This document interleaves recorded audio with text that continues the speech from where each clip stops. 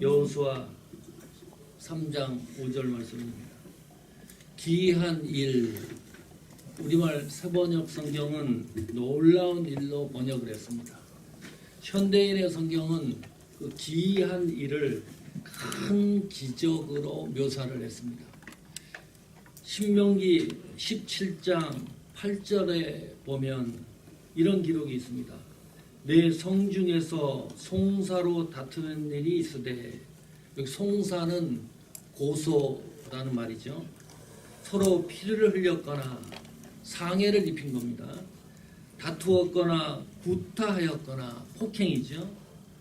네가 판결하기 어려운 일이 생기거든 너는 일어나 네 하나님 여호와의 택하실 곳으로 올라가서 제사장과 재판장 앞에서 해결하라, 그런 말입니다. 다투는 일, 상해 사건, 구타, 폭행, 도저히 누가 잘했는지 누가 잘못했는지 판결할 수가 없는 거예요. 사람의 지혜로 이 문제를 어떻게 결정할 수가 없었다.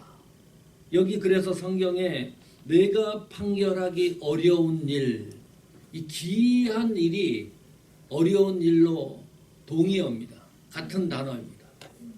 사람이 생각하기에 이 문제를 해결하고 이 문제를 분석할 수 없는 일을 말합니다. 욥기 37장 4절에 보면 욥이여 이것을 듣고 가만히 서서 하나님의 기묘하신 일을 그랬습니다. 여기는 오묘한 일입니다. 궁구하라, 깨달으라는 말이죠. 여기서는 그 기이한 일을 기묘한 일로 번역해 놓고 있습니다. 기이한 일들, 그것은 정리를 해보면 이런 거죠. 사람의 이성으로 도저히 계산할 수 없는 일입니다. 사람의 시각으로 도저히 분석할 수 없는 사건, 인간의 언어로 도저히 표현할 수 없는 일들이 성경의 여호수아 3장 5절에 나오는 기이한 일들입니다. 2022년 올 한 해 새벽이슬 교회와 그리고 여러분들에게 하나님께서 교회와 여러분들에게 기이한 일들을 행하실 것입니다. 아멘. 그렇게 되기를 축복합니다. 아멘. 그뿐만이 아닙니다. 이때까지 여러분들이 도저히 인간의 의지와 생각과 방법과 지혜와 모든 걸 동원해도 해결할 수 없는 일들이 기이하게 처리될 것입니다. 아멘. 그렇게 되기를 축복합니다. 아멘. 자, 그런데 왜 성경이 여호와께서 우리에게 새벽이슬 교회에 또 여러분들에게 기이한 일들을 행하신다고 기록해 놨을까요? 그 이유가 뭘까요? 그 이유를 성경이 분명하게 기록해 놓고 있습니다. 여호수아 3장 4절입니다. 후반절에 보면 너희가 이전에 이 길을 지나보지 못하였음이니라 그랬습니다. 한 번도 지나보지 못한 길이기 때문에 기이한 길입니다. 놀라운 길입니다. 큰 기적입니다. 기묘한 길입니다. 오묘한 길입니다.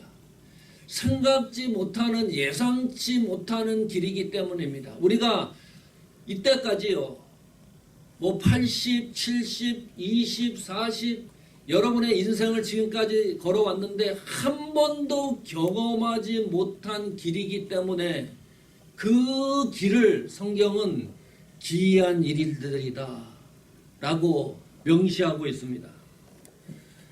새로운 역사의 시작을 예고하는 말씀입니다. 전에 없었던 역사입니다. 한 번도 경험하지 못한 역사이기 때문입니다. 윤혜기 목사님한테 설교를 해달라고 이야기를 듣고 예스 했습니다. 잠시 후부터 고민이 생겼어요. 부담이 생기고. 신년 말씀성에 보니까요. 올해는 각기 다른 요일에 각기 다른 목사님들이 와서 설교를 하기 때문에 큰일 났다. 이 목사님들 설교보다 밀리기 시작하면 말씀성에 또 끝나는 날 이게 첫 번째 주일 아니에요. 복잡했습니다. 그래도 신년이기 때문에 빨리 목사님한테 미리 세월을 아끼라 라는 설교 제목하고 본문을 보내드렸습니다. 에베소서 5장 15절부터 21절이에요. 목사님한테 회신이 왔어요. 앞불사 신년 새벽 이슬교회의 주제 성경이래요. 고민을 또 했어요. 제가 아끼는 설교이기 때문에 이 말씀 좀 하면 좋겠다 생각을 하고, 그래 목사님한테 그랬어요. 내가 그러면 목사님이 첫 주에 설교를 했으니 그 설교 다 들어보겠다. 똑같은 본문이지만 내용이 다르면 내가 이 말씀 한번 전해보겠다 라고 말씀을 드렸어요. 근데 곰곰이 생각해 보니까 예의가 아닌 것 같아요. 왜냐하면 새벽예술교회 성도 여러분과 목사님이 기도하면서 말씀표를 정하고 주제 성경을 정했는데, 제가 거기에 숟가락을 하나 얹어 놓는 기분이라 급히 본문을 이제 바꾸기 시작을 했어요. 성령론에 관한 설교를 할까 고민하다가 오늘 이 본문을 선택했는데, 그러니까 오늘 이 본문 이 말씀은 저도 예상치 못한 기이한 설교가 될 것이다. 그런 기대를 하는 거예요. 이 말씀을 통해서. 자, 그런데 하나님께서 새벽이슬 교회와 여러분들에게 기이한 일들을 행하신다 그랬는데, 이건 역사의 큰 변혁이잖아요. 그러면 하나님 역사의 시작전부터 지금 여기까지 흘러내려온 그 역사적 과정을 좀 살펴볼 필요가 있다. 그 과정을 관찰해 보겠습니다. 여호수아 1장 1절입니다. 여호와의 종 모세가 죽은 후에 여호와께서 모세의 시종 눈의 아들 여호수아에게 일러 가라사대 그랬습니다. 자, 여호수아 1장 2절도 반복되는 문장이 있습니다. 내 종 모세가 죽었으니. 어떤 느낌이 드나요? 어떤 감정이 드나요? 어떤 이 말씀을 읽고 정서적 감동이 있나요? 제 느낌을 이야기해 드리면 좀 삭막한 것 같다. 죽음이라고 하는 것이 이 단어가요, 유쾌하지 않은 단어이기 때문입니다. 그리고 삭막하기도 하고 황량하기도 하고 허무하기도 하고 또 슬픈 감정도 느낄 수 있습니다. 이게 저만의 감정일까요? 모세가 죽었으니, 또 여기 1장 2절에 보면 다시 여호수아 1장 2절입니다. 내 종 모세가 죽었으니 이제 너는 이 모든 백성으로 더불어 일어나 이 요단을 건너 내가 그들 곧 이스라엘 자손에게 주는 땅으로 가라. 이 말씀을 어떻게 이해하시나요? 이런 거죠. 자, 모세가 120세에 죽었다. 그러니 모세가 죽은 것에 대해서 이제부터는 더 이상 미련을 갖지 마라. 이제 새로운 시대의 여호수아가 이 역사를 이끌어 가는데 그 여호수아에게 집중하라. 그런 말씀이잖아요. 저만 느끼는 건가요? 2022년 오늘 말씀을 듣는 이 순간 우리가 공유하는 정서일지 모릅니다. 그렇다면 그 당시 이스라엘 백성들의 감정은 어땠을까? 이 말씀에 대해서. 모세가 죽은 후에 내 종 모세가 죽었으니, 이 말씀을 그 당시 이스라엘 백성들은 어떻게 느꼈을까? 그 정서가 궁금한 거예요. 지금 우리의 정서와 같았을까? 생각이. 신명기 34장 7절입니다. 구약성경 신명기 34장 7절에 보시면 모세의 죽을 때 나이 120세나 그 눈이 흐리지 아니하였고 기력이 쇠하지 아니하였더라. 이런 기록이 등장합니다. 여기 다시 보면 모세의 나이가 120세입니다. 오래 살았습니다. 모세 할아버지. 자, 그런데 그 눈이 흐리지 아니했다. 신기하지 않습니까? 제 나이가 한국 나이로 61세, 미국 나이로 60인데요. 이 새벽 이슬 교회에서 설교할 때 처음 와서 영상을 보니까 자꾸 제가 성경책 볼 때 이렇게 했어요. 이렇게 하다가 이렇게 썼다가 꼴보기 싫더라고요. 영상을 보는데 우리 교회에 북가주에 사는 오소미 박사님이 26년 그 직위입니다. 예배를 드렸는데 설교할 때 이렇게 하는 걸 보더니 화가 나가지고 당장 그 샌프란시스코로 올라오라고 지난해 1월 달인가 방문을 했어요. 안경을 2개를 맞춰줬어요. 제 안경이 3개입니다. 지금은 여러분 깜짝 놀랐죠. 그 예민하지 않은 분들은 몰랐을 텐데 한 번도 제가 이렇게 한 적 없어요. 요 밑에 돋보기가 달려 있어요. 잘 보입니다. 그리고 독수 안경도 또 새로 맞추고 또 일반 안경도 있습니다. 3개를 끼고 왔다 갔다 하는데요. 이 모세 할아버지는 아무리 생각을 어떻게 120세나 된 할아버지가 눈이 2.0이냐. 조그만 글씨도 돋보기 없이 다 보는 거예요. 신기하지 않습니까? 이 할아버지가. 연세가 이렇게 많은데 그 다음 성경은 더 기가 막혀요. 눈이 흐리지 아니하고 기력이 쇠하지 아니했다. 힘이 젊은 청년과 같았다. 연세가 있는데. 이 말이 무슨 말인가요? 이 모세 할아버지는 병거로 사망한 것이 아니다. 어떤 사고로 죽은 게 아니에요. 어떤 문제로 이 120세 모세 할아버지가 즉사한 것도 아닙니다. 전염병이 걸려서 돌아가신 것도 아닙니다. 그렇다면 하나님이 급히 데려갈 수 있는 상황입니다. 하나님이 모세 할아버지를 급히 데려갔구나. 급히 컴백하라고 했구나. 하나님 나라로. 그 시작점에서.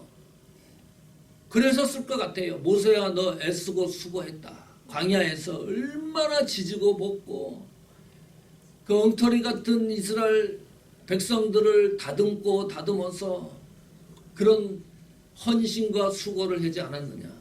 이제 급히 하나님이 모세 할아버지를 데려가서 평안케 한 것이 아닐까.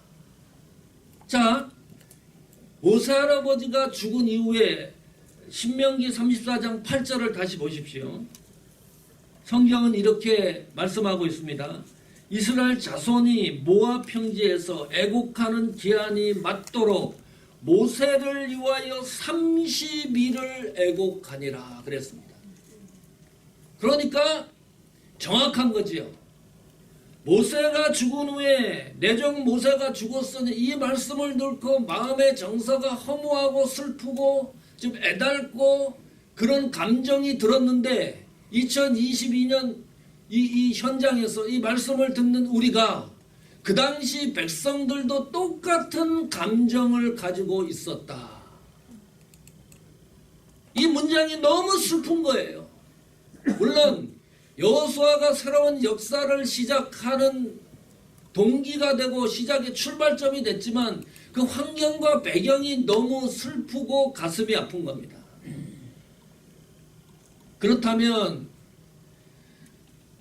이 말씀은 이 역사의 이 시작점은 그런 감정을 들게 하는 것이 목적일까? 그건 아닐 거예요. 단순히 허무하고 슬픈 감정을 우리가 느낄 수 있도록 그렇게 성경이 기록한 것은 아니다. 그럼 어떤 이유가 있을 것인가? 우리의 정서를 역설적으로 생각하면 이 말씀은 이런 겁니다. 모세의 죽음과 관계없이 하나님의 역사는 단절되지 않는다. 아멘. 하나님의 역사는 지속성이 있다. 다시 말합니다. 하나님의 역사는 하나님에 의하여 주도되는 역사이다. 아멘. 하나님의 역사는 하나님에 의하여 완성되는 역사이다. 아멘. 모세가 주도하는 역사가 아닙니다. 모세가 성취하는 역사가 아닙니다. 모세가 완결하는 역사가 아닙니다. 하나님의 역사는 하나님에 의해서 주도되는 역사입니다. 그 하나님의 역사관이 슬픈 우리 정서 속에서 분명하고 선명해졌습니다. 아, 이것이 기독교의 역사구나. 이것이 하나님의 섭리이구나. 이것이 하나님의 역사이구나. 하나님이 이 세상을 통치하는 방법이구나. 목사님, 그러면 그렇게 애쓰고 수고해서 모세를 사용하셨는데 하나님이 모세의 공로가 억울하지 않습니까? 너무나 큰 일들을 했는데 아니 결론에 가서 이 모든 역사는 하나님에 의하여 주도되는 역사라고 말씀해 주시면 모세가 수고하고 애쓴 공로는 도대체 뭐가 되냐? 일평생 하나님 앞에 헌신하고 수정 들고 애쓰고 수고하고 온갖 하나님을 향해서 이 세상을 살아가고 삶을 살아가는데 끝에 가서 그 모든 공로도 하나님을 향하고 있다 그러면 나는 뭐가 되냐? 아무것도 없는데. 이 너무 슬픈 일 아니냐? 내 공로를 좀 인정해 줘야 되는 거 아니냐? 내 헌신을 좀 위대하게 평가해 줘야 되는 것이 아니냐? 이런 의문이 생기는 거예요. 하나님의 역사관 앞에서 하나님이 섭리하고 통치하시는 방법에 대해서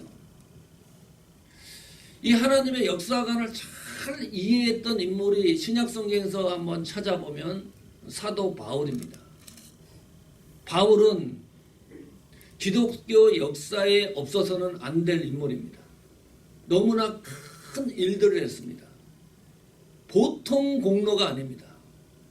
바울을 빼놓고 기독교 역사를 논한다는 것은 말할 수 없는 일입니다. 선교에서도 그렇고 초대교회 역사에 있어도 그렇고요. 그뿐만이 아닙니다. 논리적으로 이성적으로 기독교의 모든 하나님의 말씀을 바울 서신서가 히브리서까지 하면 14권을 썼어요.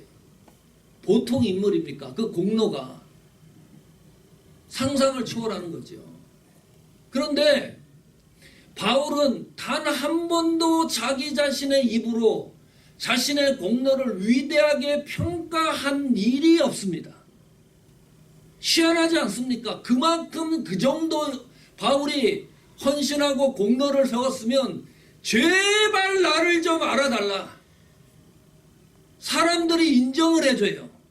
바울을. 또 바울이 신적 권능도 있었던 사람 아닙니까?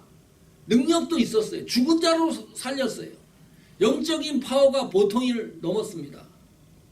그런데 사람들이 인정하는 것도 철저하게 방어를 합니다. 죽는 그 순간까지 바울이 신분을 유지하는 목소리가 뭐지요? 나는 그리스도의 종입니다. 참, 이렇게 바보처럼 사는 사람 있을까요? 그 엄청난 공로를 세웠는데 그 신분을 놓치지 않아요. 이 종이라는 단어를 저는 너무 싫어해요. 원래 신약 성경의 종이라는 단어는 노예라는 단어가 헬라어 원문과 더 가깝습니다. 이 노예라는 단어 어감이 주는 것이 너무 강렬하기 때문에 다 종으로 번역해놨어요. 노예라고 번역한 성경을 보지 못했습니다. 종은 노예입니다. 바울은 서신서를 쓸 때마다 서두에 나는 그리스도의 종된 바울. 다시 말하면 그리스도의 노예된 바울은 그리고 그 신분을 죽는 날까지 유지합니다. 예수 그리스도를 위해서 예수 그리스도를 이용해서 왕이 된 적이 없습니다. 바울은 교회를 위해서 왕에 군림한 적이 없어요. 바울은 성도들의 왕으로 군림한 적이 결코 없습니다. 단 한 번도 바울은 자신의 공로를 치하해달라고 이야기한 적도 없습니다. 잊지 마십시오. 하나님의 역사는 하나님에 의해서 주도되는 역사입니다. 적어도 우리는 그 하나님의 역사를 수정들기 위해서 부름받은 종들입니다. 신분에 있어서, 직분에 있어서, 헌신에 있어서. 그 헌신과 직분과 사역의 자세가 뭐냐? 우리는 그리스도의 종의 자세입니다. 그리스도의 노예의 자세입니다. 그 신분의 자세에서 오늘 하나님이 새로운 역사를 어떻게 구성해 가는가, 그 시각으로 오늘 하나님의 말씀을 봐야지 이 말씀의 효력이 나타납니다. 자, 지금까지 기초 작업을 한 거예요. 집을 짓고 지붕을 만들고 창을 만들고 바닥을 깔고 그 작업을 지금부터 시작하겠습니다. 자, 이스라엘 백성이 어디에 와 있죠? 지금 요단강 앞에 와 있죠. 오늘 성경 읽었습니다. 요단강 앞에 와 있어요. 요단강 앞에, 이 요단강 앞에 와 있다는 것은 그 요단강을 통과하면 이것이 마지막 관문이에요. 그러면 가나안 땅은 목적지입니다. 하나님의 말씀이 모두 성취되는 거죠. 그 목적지를 눈앞에 두고 요단강 앞에 서 있습니다. 그 상황이 전개되는 것을 여호수아 3장 5절이 깔끔하게 정리를 한 거예요.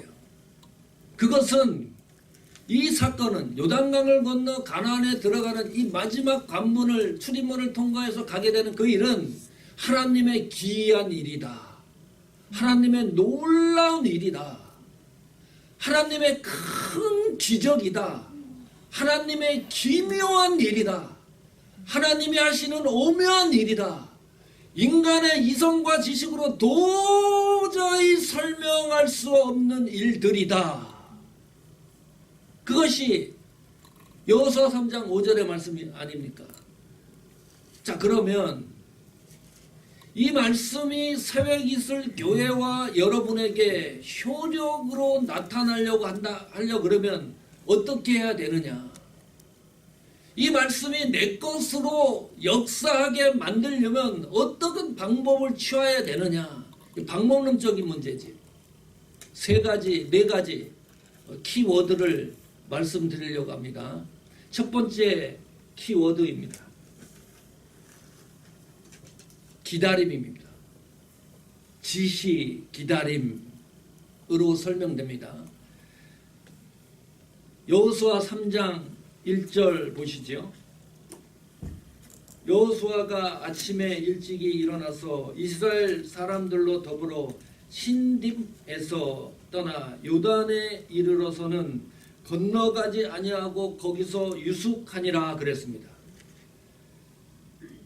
단순하게 보면 뭐 그럴 수 있겠다 생각할 수가 있는데 왜 요단강 앞에서 멈춰 섰을까요? 왜 유숙하고 있었을까요? 바로 건너가면 되는데, 바로 건너가면 가나안 땅인데 며칠 동안 있었어요? 3일 동안을 머뭅니다. 여호수아 3장 2절 보시면 3일 후에 유사들은 관리인입니다. 진중으로 두루 다니며 그랬습니다. 3일 후부터 움직이기 시작을 해요. 이상하지 않습니까? 1절, 2절 사이 행간을 잘 보십시오. 이 공간을. 1절, 2절 사이에 3일이라는 세월, 3일이라는 시간이 묶여 있는 거예요. 그 눈으로 확인할 수 있습니까? 그런데 그 3일 동안 행적이 성경에 기록이 없어요. 그냥 유숙하니라. 성경이 거기서 멈춰섰어요. 그리고 3일 후에 움직이기 시작을 해요. 무슨 일이에요 도대체? 그 3일 동안 도대체 무슨 일이 일어났을까? 아무 성경이 말씀하고 있기 너무 정적이고 개미 한 마리 기어가는 소리도 기록되어 있지 않습니다. 바람에 나부끼는 낙엽 떨어지는 소리도 기록되어 있지 않습니다.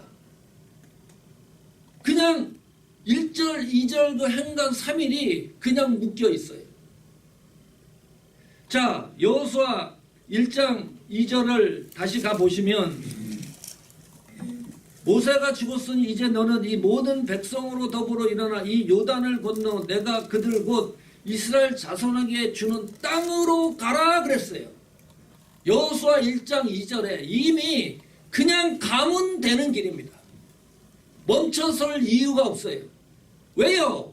여호수아 1장 2절에 너희 자손에게 요단을 건너 내가 그들 곧 이스라엘 자손에게 주는 땅으로 가라고 명시를 했기 때문에 거기에 유숙할 일도 없고 3일 동안 머무를 이유도 없는 거예요. 그냥 가면 되는 길인데 3일 동안 그냥 요단강 앞에서 묶여 있는 이스라엘 백성들입니다. 이유가 뭘까요? 간단합니다. 하나님의 결재가 떨어지지 않았기 때문입니다.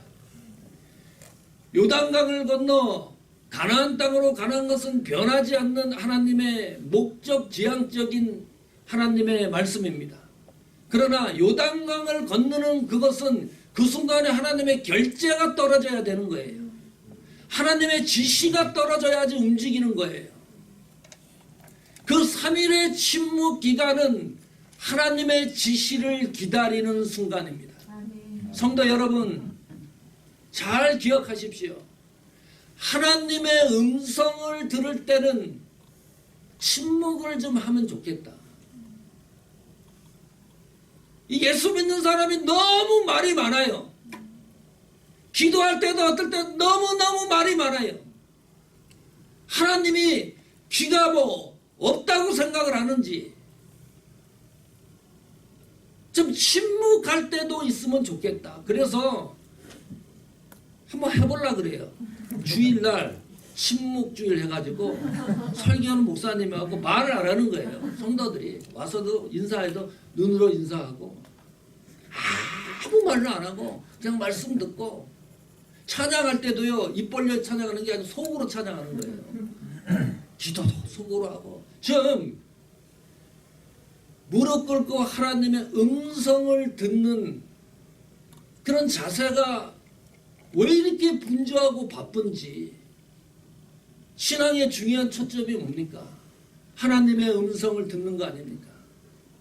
하나님의 말씀으로 내가 감동을 받아야 그 말씀대로 움직이는 거 아닙니까? 지금 이스라엘 백성이 그거 아닙니까? 3일 동안 하나님의 지시를 기다리는 겁니다. 백지 상태에서. 시편 37편 7절에 보시면 시편 37편 7절입니다. 여호와 앞에 잠잠하고 참아 기다리라.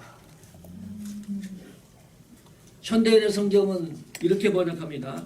여호와께서 행하실 때까지 제발 참고 기다려라. 무슨 말이에요? 이 말씀이 무슨 말이에요? 도대체 하나님의 기이한 기사는 반드시 하나님 때에 성취된다. 아멘. 하나님의 놀라운 일은 하나님 때에 만들어지는 겁니다.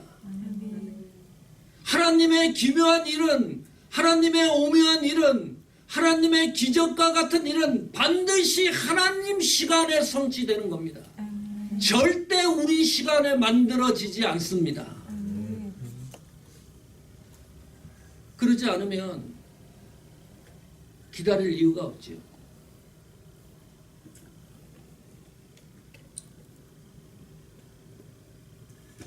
삼 장 7절에 보시면 여호수아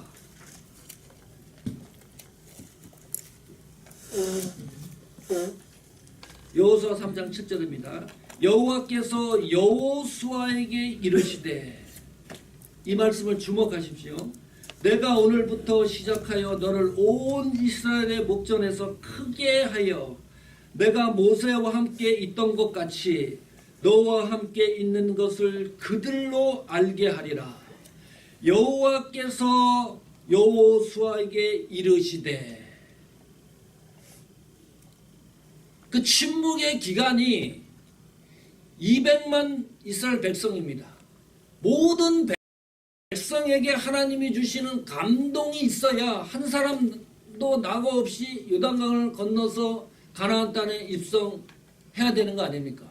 아니 100명의 성도가 있는데 50명만 하나님의 감동을 받고 음성을 듣고 움직이고 50명은 탈락된다고 생각을 해보세요. 여기 여호와께서 여호수아에게 이르시되, 지금 요단강 앞에서 마지막 관문을 준비하는 이스라엘 백성들에게요, 1절부터 6절까지 성경을 읽어보시면 하나님의 음성이 직접 기록되지 않습니다. 드디어 여호수아 3장 7절에 드디어 하나님의 음성이 기록되는 거예요. 처음 기록되는 하나님의 음성의 기록입니다. 하나님이 직접 말씀하시는 기록입니다. 그때부터 이스라엘 민족이 요단강 도하 작전을 실제적으로 움직이기 시작을 합니다. 그 전에는 준비하고 실행하고 움직이지만 실제적이지 않았어요. 그런데 여호수아 3장 7절, 드디어 하나님의 지시가 떨어지고 나서 하나님께서 결제를 하고 나서 실제적으로 이스라엘 민족들이 움직이기 시작합니다. 그 말은 뭐예요? 요단강 도하 작전을 하나님이 지휘하실 것이다. 아멘. 여호수아가 지휘하는 게 아닙니다. 완전히 판이 바뀌었어요. 이때부터 하나님이 직접 지휘하는 그 기록들이 낱낱이 기록되고 있습니다. 자, 여호수아 3장 9절 보십시오. 여호수아가 이스라엘 자손에게 이르되, 이리 와서 너희 하나님 여호와의 말씀을 들으라 하고, 여호수아가 백성들에게 전달하는 그 말씀이 여호수아의 말이 아니라 여호수아 입을 통해서 하나님 말씀이 드디어 백성들에게 전달되기 시작을 합니다. 저는 목회하면서 이 기다림에 대해서 배우고 있습니다. 이 기다리는 동안에요, 어떤 경우는 어떤 사람이 쇠퇴하기도 합니다. 점점점 퇴보하기도 하고, 또 어떤 사람은 회복되기도 합니다. 내가 기다리는 동안에, 그 성도를 놓고 기다리는 동안에. 어떤 경우는 이 기다림이요, 회의도 느낄 때가 있어요. 하나님이 나를 목회자로 불렀으면 왜 이렇게 좀 이 세상에 좀 유명한 목회자로 사용하시지 않고 왜 이렇게 힘들게 할까? 회의도 느끼고요. 어떨 경우에는 왜 교회가 빨리빨리 부흥이 안 되나? 속히속히 빨리 부흥이 되면 좋은데 기대만큼 쫓아오지도 않고요. 여러 가지 복잡한 것이 있습니다. 그러다가 이번에 우리 사모하는 교회가 정미수 목사님이 심호하는 교회로 들어갔습니다. 렌트비를 다른 곳에 주느니 같은 교단이고 동역을 하는 거죠. 11시 예배드리고 우리가 1시 예배드립니다. 좀 예수 믿는 사람으로 동역과 협력과 이런 것이 세상 기준에서 좀 벗어나죠. 아마 같은 교단에 같은 교회가 한 건물에 있는 것은요, 이런 일은 세상에 없을 거예요. 희한한 일입니다. 아무 문제가 없어요. 저는 우리 교회 주보에 11시 1부 예배를 하늘끈교회, 2부 예배 1시를 사모한교회로 써놨어요. 우리 교회 성도들한테도 얘기를 해요. 1시 예배 못 드리면 11시 예배 가서 드려라. 헌금도 거기에서 해라. 괜찮다. 협력해서 동역해서 하나님의 선한 뜻을 이룬다는 것이 이게 좀 실제적이어야 되지 않느냐. 우리가 성도끼리 또 같은 교단에서 교회끼리, 우리 교회도 마찬가지고 저도 외롭고 힘들 때 새벽 이슬 교회 그리고 목사님 여러분 공동체에 대해서 너무 감사한 거예요. 제가 어떨 때요 깜짝 놀라요. 기도할 때 새벽 이슬 교회 우리 목사님 지금 이거 아시죠? 건강도 그렇고 또 입당하는 문제 여러분을 위해 기도를 하면 깜짝 놀랐다가 있어요. 내가 이 새벽 이슬 교회 담임 목사처럼 기도하고 있어요. 야 이게 뭐냐. 기도하다가 깜짝 놀라요. 정도가 지나치다 내가 기도하는 게 감동이 있기 때문에 그래요. 이게 하나님 뜻대로 부름을 받은 성도, 우리는 협력해서 하나님의 선한 일을 이루어 나가는 거 아닙니까? 그러면서 하나님의 때를 기다리는 거예요. 성도 여러분, 지난 한 해 너무 잘 견디셨습니다. 너무 잘 인내하셨습니다. 하나님의 때를 기다리면서 여기까지 신실하게 그 자리를 잘 지켜주셨습니다. 그렇다면 내일입니다. 내일 너희 가운데에 하나님이 귀한 일을 행하시리라. 이 말씀이 여러분의 말씀이 되기를 축복합니다. 내일이에요. 이게 무슨 1년 2년 후에 하나님이 귀한 일을 행하신다는 말이 아니고 내일입니다. 내일 계산해 보세요. 내일은 시간 단위로 쪼개야 되는 시간이에요. 1시간이 될런지 2시간이 될런지 3시간이 될런지 급박하게 하나님이 주시는 놀라운 축복의 역사가 새벽 이슬교회 여러분에게 나타나기를 축복합니다. 두 번째 키워드입니다. 규칙입니다. 규칙. 지도자의 자세입니다. 3장 3절에 보시면 여호수아 백성들에게 명하여 가로되 너희는 레위 사람 제사장들이 너희 하나님 여호와의 언약궤 매는 것을 보거든 너희 곳을 떠나 그 뒤를 쫓으라 그랬습니다. 자, 요단강을 건너는 규칙이거든요. 제사장들이 법궤 이 언약궤를 메고 앞장서는 거예요. 요단강으로 가는 거지. 그리고 그 뒤를 백성들이 따라가는 규칙입니다. 이 뭐 복잡합니까, 여러분? 단순하지요? 너무 단순해요. 복잡하지 않습니다. 이 규칙이라는 게. 자, 그런데 그 언약궤를 매는 것은 누가 매는 거지요? 제사장이 매는 거예요. 여기서 이제 조금 흔들리기 시작을 하죠. 제사장만 언약궤를 매게 돼 있습니다.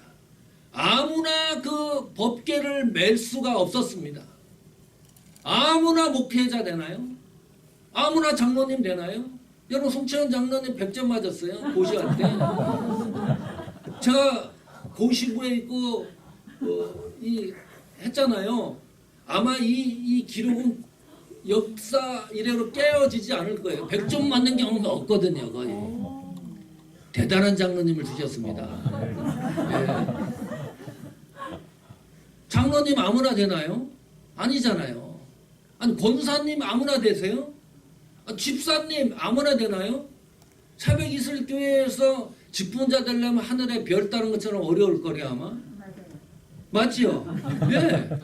아무나 주나요? 목사님이 그렇게 뭐 그냥 퍼지는 분이 아니세요. 아무나 성도가 되나요? 하나님이 지목한 사람이에요. 자, 여기 성경에도 그 기록이 나와요. 역대상 15장 2절에 보면 역대상 15장 2절에 가로되 레위 사람 외에는 하나님의 궤를 맬 수 없나니 이는 여호와께서 저희를 택하사 하나님의 궤를 메고 영원히 저를 섬기게 하였음이니라 하고, 또 정확히는 레위 족속 고핫 자손이 언약궤를 메는 그 방법밖에는 없어요. 하나님이 택해서 세운 겁니다. 하나님이 지목한 사람들입니다.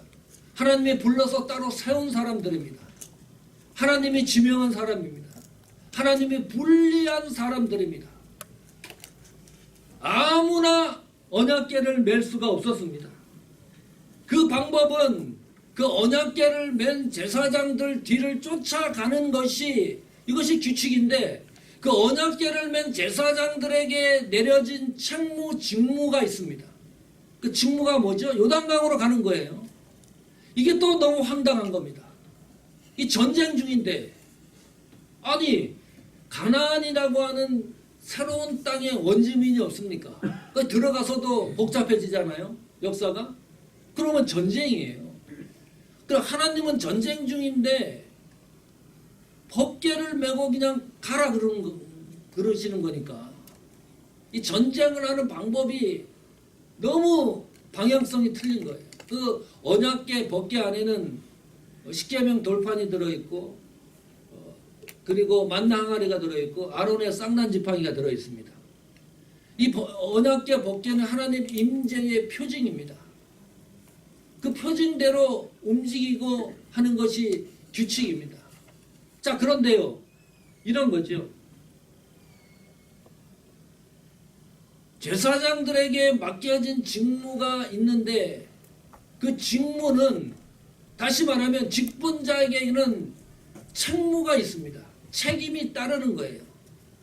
그 책임이 뭐죠? 언약궤를 먹어 요단강으로 가는 건데 맨몸으로 들어가는 게 아니에요.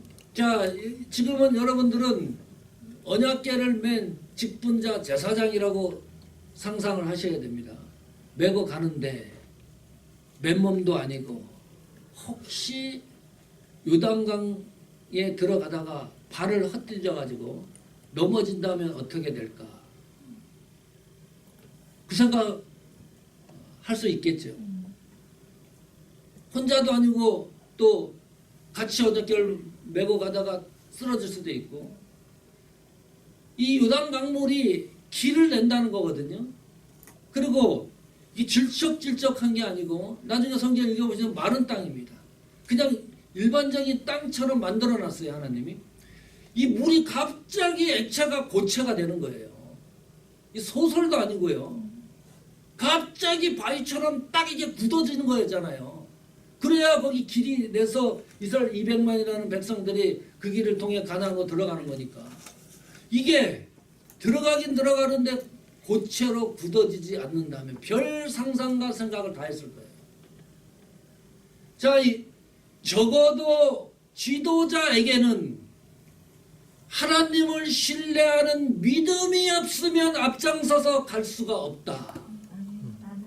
믿음이 100이라고 하면요 50% 70% 믿음 가지고는 절대로 요단강에 발을 담글 수가 없다.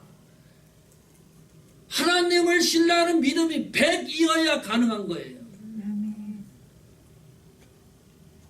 지난 연도에 저에게 김경자 사모님 둘째 아드님이 안수 집사님으로 크리스마스 주일에 임직을 했습니다. 그 와이프 집사님은 권사님으로 취임을 했고요. 임직식을 하고 저희 집을 방문했는데 인사차. 그래 행복합니까? 안수 집사님이 돼서. 김우열 집사님이 말씀하세요. 그 다음 주일부터 새벽 5시 30분에 교회에 가야 된대요. 주일날. 왜냐? 주차 요원으로 헌신을 시작을 하는 거예요. 새롭게 임직받은 장로님 비롯해서 새로운 그 직분자들이 며칠 동안 할까요? 1년 동안 한대요. 그 교회가 사이즈가 큰 교회입니다. 그럼 저기다가 파킹을 해놓고 본당까지 걸어오기 힘드니까 누가 또 서틀버스로 가서 데려다가 본당 앞까지 내려다주고 또 주차장에 들어오는 차들 다 이거 정리를 해야 되고 새벽 5시 30분부터 시작을 해서요 오후 2, 3시에 끝난대요. 돈을 받습니까? 월급을 받습니까? 1년 동안. 왜 그 일을 해야 되나요? 안수 집사님이. 왜 그 일을 해야 되나요? 새로 임직하신 장로님이. 왜 해야 되는 거죠? 안수 집사님이기 때문에 하는 거예요.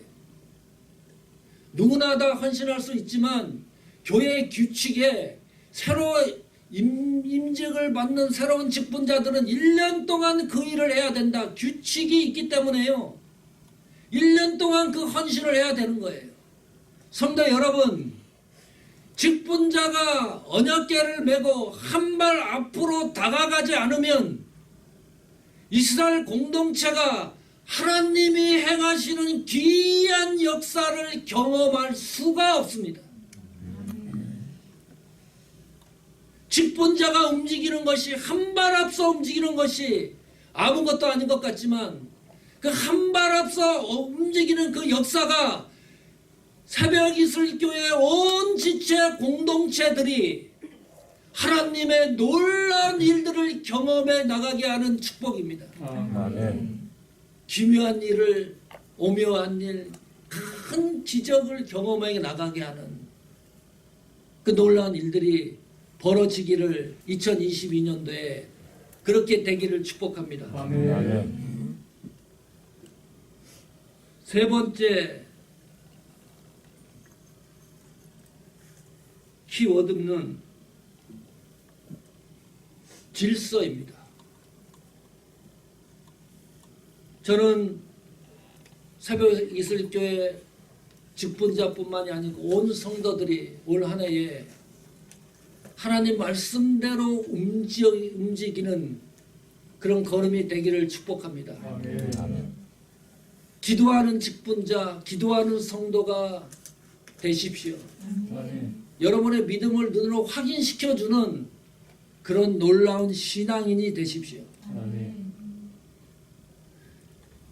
질서인데 이 세 번째 키워드가 3장 4절 보실까요?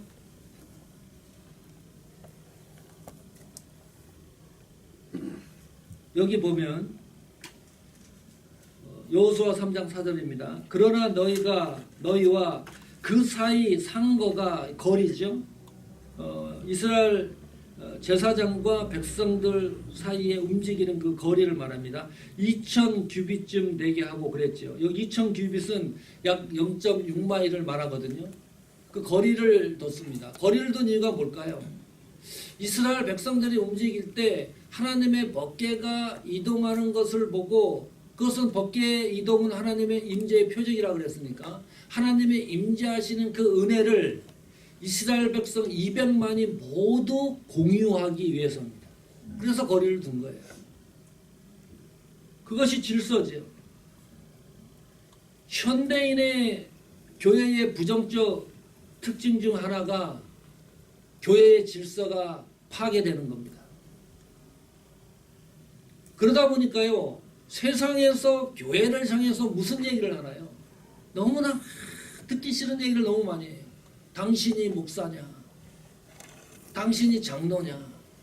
당신이 말이지 권사냐? 당신이 집사냐? 이게 교회냐? 기독교가 무슨 기독교냐? 개독교다. 목사가 무슨 목사냐? 목사다. 세상에서 지금 현재 많이 들려오는 부정적인 소리들입니다. 세상에서 들려오는 것으로 끝나면 그래도 감내할 수가 있는데요. 교회 안에서도 이런 이야기들이 들리는 거예요. 아니 세상 바깥에서 교회를 향해서 부정적 소리가 들리는 이것도 가슴이 아픈데 교회 안에서 예배당 안에서도 이런 일이 일어나는 거예요. 당신 목사야 장로야 싸우고 권사냐 집사냐 이게 교회냐 이런 다툼이 일어나는 거예요. 왜요? 질서가 파괴됐기 때문입니다. 질서가 파괴된다는 말은 무슨 말이죠? 하나님이 우리를 부르신 자리를 제대로 지키지 않는 겁니다. 하나님이 우리를 부르셨잖아요. 그 부르심의 자리가 있습니다. 헌신의 자리가 있습니다. 사명의 자리가 있습니다. 그 자리를 제대로 지키지 않기 때문입니다. 질서가 회복되지 않으면 하나님이 기이한 일들을 행하실 수가 없습니다.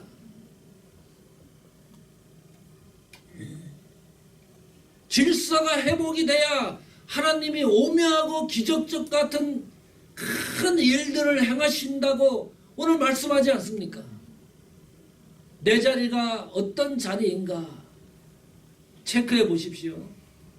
하나님의 부르심의 자리가 나는 어떤 자리인가. 그래서 누가 뭐래도 목사는 목사다워야 됩니다. 장로님은 장로님다워야 됩니다. 누가 뭐라든 권사님은 권사님다우셔야 돼요. 집사님은 집사님다우셔야 돼요. 세상이 아무리 썩어도 아무리 이상한 소리를 해도 교회는 교회다워야 합니다. 그래야 하나님이 귀한 역사를 하나님 손에서 일구어내시는 일입니다. 그것이 질서입니다. 질서를 지키다 보면 하나님의 음성을 듣다 보면 어떤 경우에는요 내가 손해를 보는 경우도 있습니다. 시간적인 손해, 물질적인 손해, 많은 손해를 보는 경우가 있습니다. 그 질서를 지켜나가는 가운데. 그런데요 참 이상합니다. 손해를 안 보면 이 길이 내 길처럼 느껴질 때가 있습니다. 손해를 안 보면요 이것이 우리 길처럼 느껴질 때가 있습니다. 참 신기합니다. 그런데 손해를 보잖아요. 그러면 그때부터 이 길이 하나님의 귀한 길이라는 것이 선명해지는 경우가 있어요. 내가 손해를 보고 교회가 손해를 보고 이게 뭐 완전히 너무너무 힘들고 지치고 망하는 것 같고 너무너무 압축되는 것 같고 손해를 보는 것 같은데 잠시 후에 보면요 그 길이 하나님이 기묘한 길이라는 것이 너무나 선명해진다니까요. 아멘. 경험하는 거 아닙니까 우리가. 우리의 하나님이 부르신 질서가 있다. 여호수아 3장 2절 보시면 3일 후에 유사들이 진중을 다니며 그랬습니다. 유사는 정해진 직무를 관리하는 그 공무원입니다. 하나님의 공무원입니다. 그 유사들이 움직이면서 하나님의 역사가 이제 시작되고 실행되는 거 아닙니까? 이 중간 역할을 하는 사람이 유사입니다. 교회에서는 이 중간 역할 하시는 분들이 튼실한 교회가 반석 위에 세워지는 교회입니다.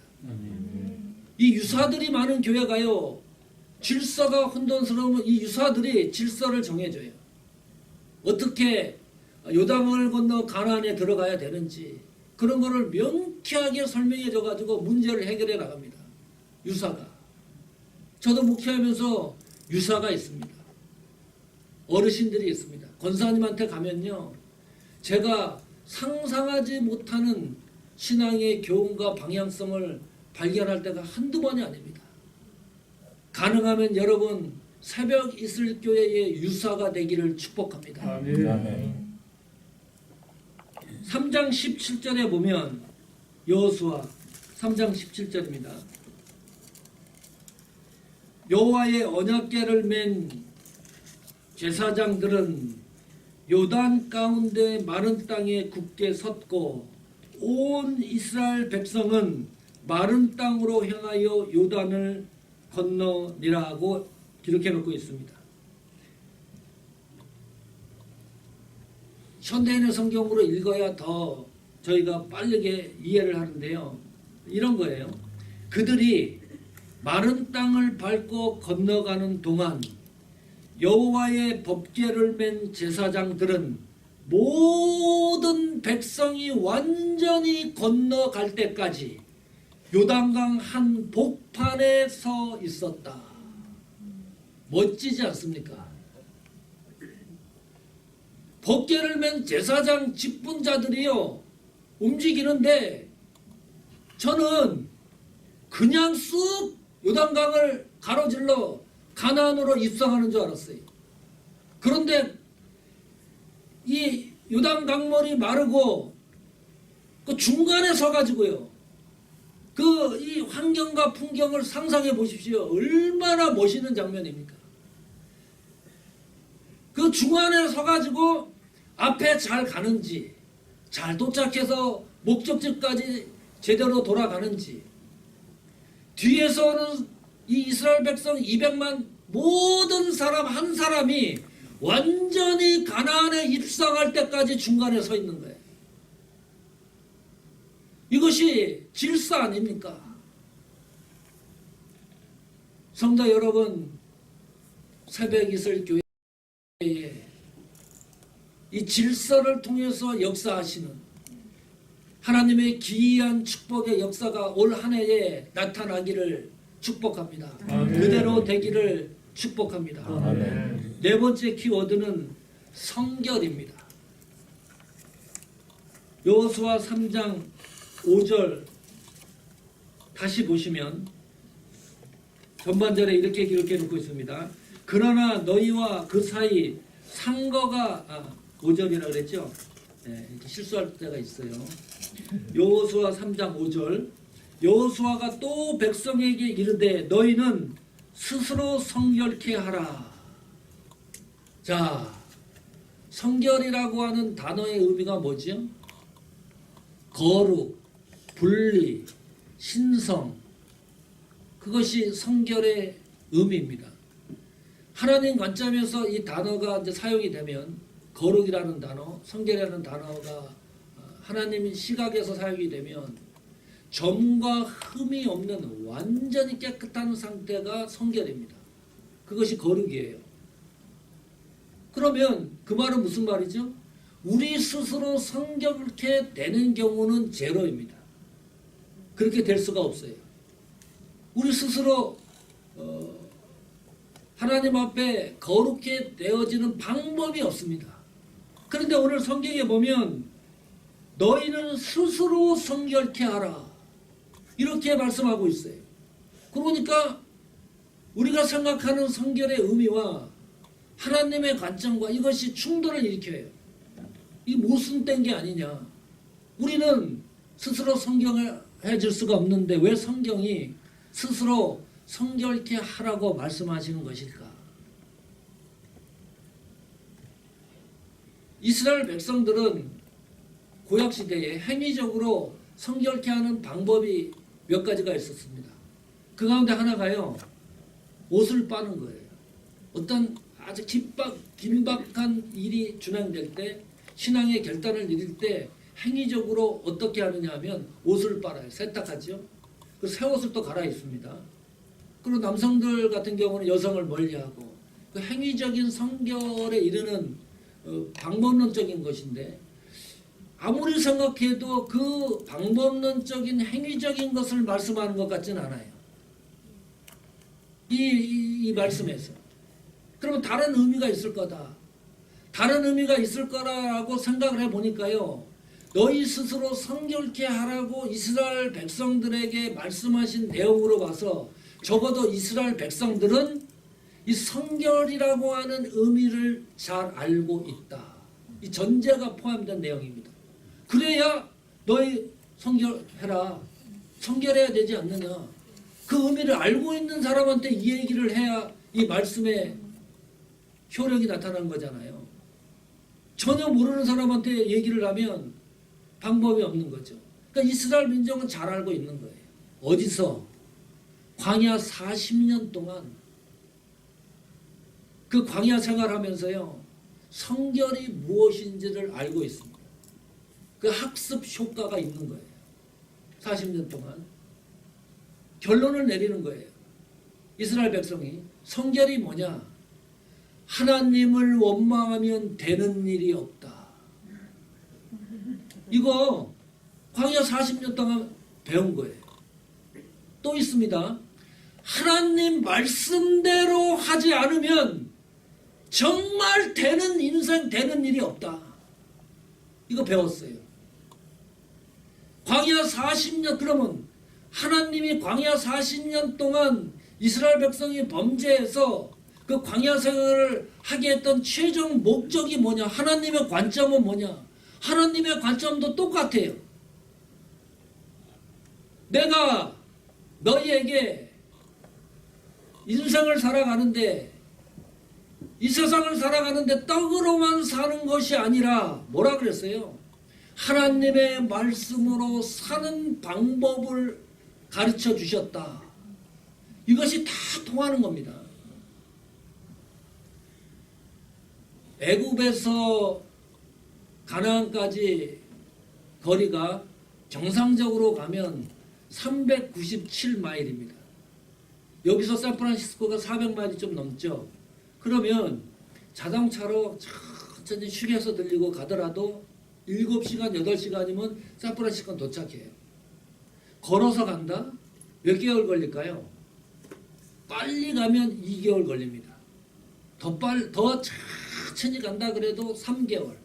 그보다 더 늦게 간다 그러면 4개월 걸릴 거예요. 그러면 가는 거리입니다. 그 아주 짤막한 거리인데 범죄로 광야 생활을 하잖아요. 40년 동안.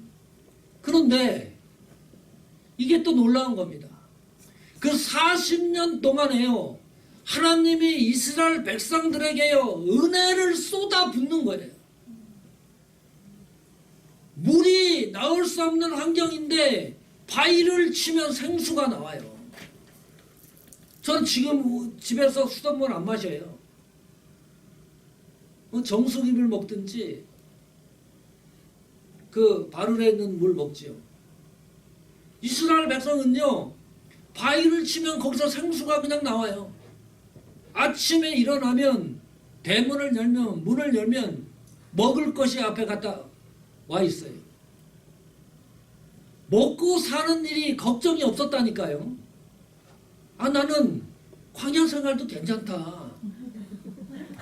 전혀 걱정이 없어요. 내가 뭘 먹어야 되는지 내가 일을 해서 돈을 벌어야 할 필요도 없고 눈 뜨면 또 하나님이 구름 기둥과 불 기둥으로 인도하고 보호해 주세요. 철저하게 보호해 주시지. 도대체 뭐가 필요한 거예요? 이 범죄에서 광야 생활을 힘드는 것이 아니라 이스라엘 백성들은 하나님의 은혜를 너무나 많이 깊게 체험했던 민족들입니다. 그 순간에요. 가장 복잡하다고 나는 생각하는 순간에 하나님이 은혜를 쏟아부었어요. 무슨 말이에요? 내 스스로 성결케 하라. 이 말은 그 하나님의 은혜의 자리로 다시 돌아오라. 광야 생활에서 잊어버렸던 하나님이 쏟아부었던 은혜의 순간으로 다시 컴백하라는 것이 성결이라는 의미입니다. 우리 스스로는 성결케 될 수가 없지만 하나님의 은혜로는 가능하기 때문입니다. 요즘은요. 현대교회 강단의 약점이 저희들이 다 공감하는 것들입니다. 너무 약해졌어요. 복음이 너무 시장 통해서 파는 싸구려 물건처럼 됐어요. 1+1이에요. 더 물어줘요 또. 이 중심이 아니고. 자, 교회에 오셔서 예배드리고 하는 여러분의 기대감은 어떤 기대를 갖고 있습니까? 예배드리고 말씀 듣는 기대감이 어떤 느낌을 받습니까? 지금 강단에서 목사님이 지금 세상 살아가는 얘기를 좀 해주면 좋겠고 윤리적인 얘기, 도덕적인 얘기, 철학적인 얘기, 인간관계 얘기를 해주면 너무 좋겠다. 게다가 이 강단이 공연장 같으면 얼마나 좋겠어요. 설교 시간에 즐겁고 기쁘고 스트레스 해소하고. 요즘 성도들이 그런 걸 요구하는 거예요. 우리 목사님 설교도 그렇게 해줬으면 좋겠다. 그러면 목사는 성경 연구할 이유가 없어요. 성경 하나 본문 정해놓고 책상에 앉아가지고 인터넷 뒤지면 세상 별 웃기는 얘기가 너무 많아요. 그 정리 쭉 해가지고 한바탕 웃겨드리고. 곰곰이 생각해 보세요. 그런데 복음은 그게 아니에요. 이 하나님의 말씀은 성경을 읽으면 읽을 때마다 분명하고 확실한 게 하나 있는데요. 복음은 죽느냐 사느냐 하는 문제를 다루는 것이 복음입니다. 아멘. 웃기는 복음이 아니에요. 코미디 같은 복음이 아니에요. 그런 문제를 다루는 거예요. 주일날 와서 우리가 기대하는 게 뭡니까? 하나님이 나를 구속해 주셨다. 그 은혜를 다시 확인하는 거죠. 그 은혜를 일주일 동안 잃어버렸으면 다시 성결케 하는 거지요. 그 은혜로 스스로 성결케 하라는 말이 무슨 말이에요? 하나님의 말씀과 은혜로 성결케 되는 유일한 방법밖에 없기 때문에 그 방법을 주일마다 다시 확인하고 잃어버렸으면 다시 확인하고, 그래서 새벽예술교회 윤혜교 목사님이 대단한 거예요. 복음의 메시지를 전하잖아요. 이 복음의 메시지가 시간이 짧게 전하든 길게 든 그 시간적인 문제를 말씀드리는 게 아닙니다. 이 복음적인 설교, 저도 목회자지만 이 복음적인 설교를 하려고 마음을 먹잖아요. 뒷심이 강해야 돼요. 뒷심이 없으면 이걸 끌고 갈 수가 없어요. 왜 그런지 압니까? 매일 똑같은 결론이라는 거지요. 무슨 얘기를 해요, 이 강단에서. 매주일 어떤 본문을 가지고라도 매주일 똑같은 결론을 내기 때문에 복음적인 설교하는 게 너무 힘든 거예요. 그 똑같은 결론이 뭐예요? 말씀드렸습니다. 우리가 그리스도의 공로로 구속받았지 않았느냐. 은혜가 약해졌으면 그 은혜의 자리로 다시 돌아오자. 그래서 다시 한번 힘을 모아서 하나님 앞에 영광을 드리는 삶을 살자.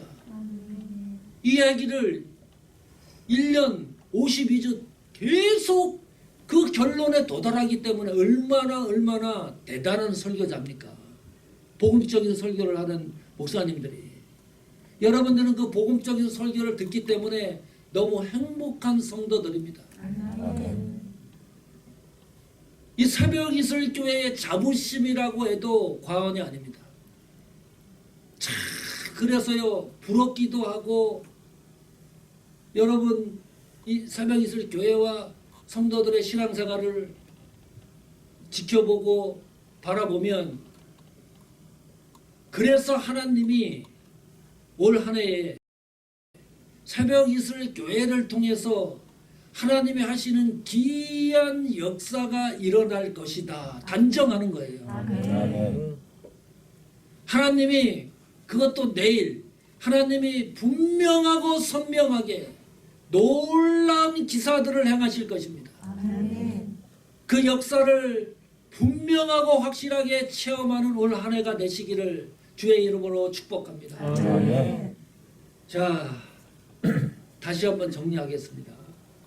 짤막하게 하나님께서 행하시는 기이한 역사를 경험하기 위해서 4가지 키워드를 말씀드렸습니다. 꼭 기억하십시오. 첫 번째 키워드가 하나님의 지시입니다. 기다림입니다. 아무리 성급해도, 아무리 시간이 없더라도, 아무리 성공이 내 눈앞에 보이더라도 하나님의 시간을 우리의 생각과 판단으로 조작하지 말자. 기다리자. 하나님의 음성을 듣고 움직여보자. 두 번째 키워드입니다. 규칙이라 그랬습니다. 지도자의 역할입니다. 직분자의 역할입니다. 한 발 앞서서 움직일 때 어떤 일이든지 하나님의 말씀이라면 그 말씀대로 한 발만 앞서 나가자. 직분자의 자세입니다. 세 번째 키워드입니다. 질서입니다. 하나님이 새벽이슬교회에 불러주시고 나에게 맡겨주신 소명과 헌신과 사명의 자리가 있다. 이 자리를 올 한 해 꾸준하게 지켜보자. 흔들리지 않고 이 자질을 지켜나가 보자. 네 번째 키워드입니다. 성결입니다. 어떤 일이 있어도 지치거나 힘들 때가 있어도 하나님이 나에게 쏟아부었던 그 은혜의 자리로 빨리빨리 회복하자. 그 은혜와 복음으로 감당해 보자. 이 한 2022년을. 그래서 여호와께서 내일 너희 가운데에 기이한 일을 행하시리라. 놀라운 일을 행하시리라. 큰 기적을 행하시리라. 기묘한 일을 행하시리라. 오묘한 일을 행하시리라. 이 말씀이 새벽 이슬 교회와 여러분 신앙과 사역과 헌신 속에 충분하게 역사되기를 간절히 축복합니다. 아멘.